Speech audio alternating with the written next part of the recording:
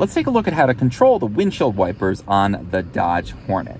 So it's very confusing if you look at the windshield wiper controls over here on the steering wheel. So basically, we've got a couple of different things we can control on here. Firstly, we've got rear wipers and we've got front wipers.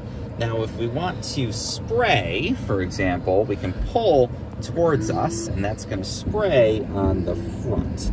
If we push this away from us, it's going to spray on the back window. So the pushing and pulling here is basically going to control that. Now, the next thing to be aware of here is if you want to do a single swipe of the wipers, like something lands on the front, for example, and you just want to wipe it away, you don't want to switch the wipers on, you can press this up, and that's going to do a single intermittent movement to the wipers.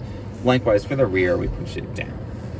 Now, the most important thing probably to know is how to switch these on if you actually have a need to have them on continuously.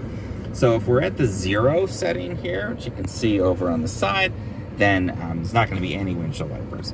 The first two here are automatic settings. There's an A and an A with 2 dots.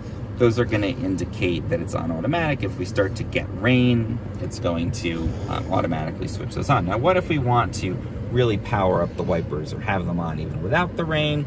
Maybe you're in a tunnel and they shut off and you know you're going to come back out again. You want to have them on in advance. We can also switch it up here to either the lower speed or higher speed to manually have those windshield wipers on.